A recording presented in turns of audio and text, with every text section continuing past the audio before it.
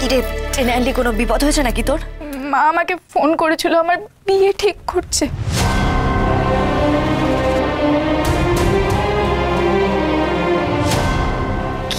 কি বলছিস? তোর বিয়ে? তুই তো জানিস মা কেমন করা, তাতে মানুষ বলে দিয়েছে আর বাড়ি থেকে বেরোনো যাবে না। মা বলেছে এক্ষুনি বাড়ি চলে আসতে।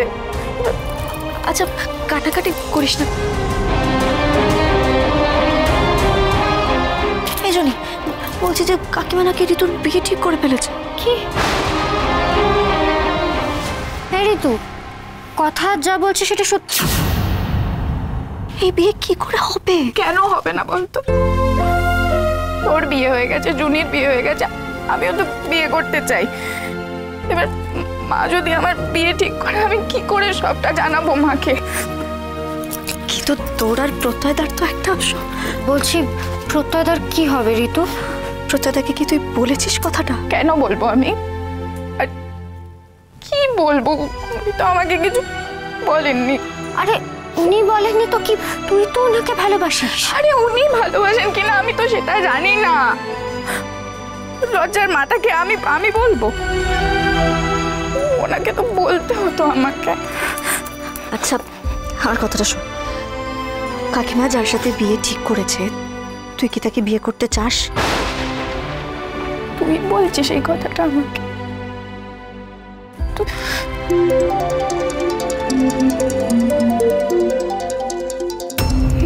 মা ফোন। শান্ত শান্ত হয়ে কথা বল। হ্যাঁ মা,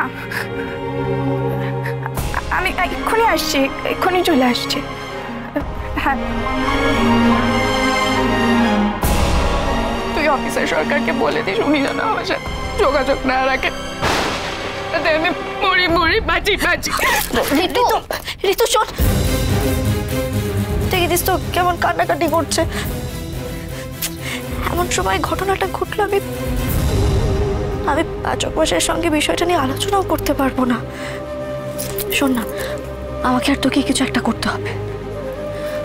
আমরা যদি এখন ওর পাশে না দাঁড়াই তাহলে কে দাঁড়াবে বলতো?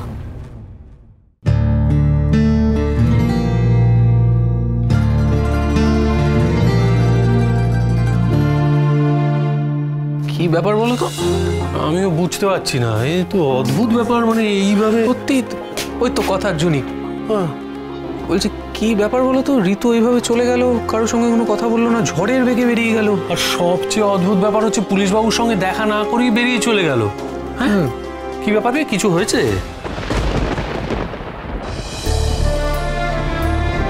আমি যে কি করে এটা বলবো সেটা বুঝতেই পারছি না।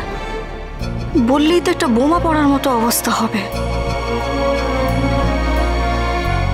কিরে চুপ করে রয়েছিস কেন, কিছু হয়েছে? হ্যাঁ হ্যাঁ মানে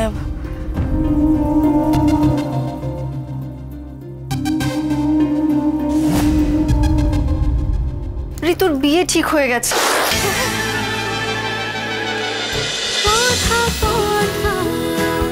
কথা সোম থেকে রবি প্রতিদিন সন্ধ্যে ৭টায় স্টার জলসায় ও জিও হটস্টারে।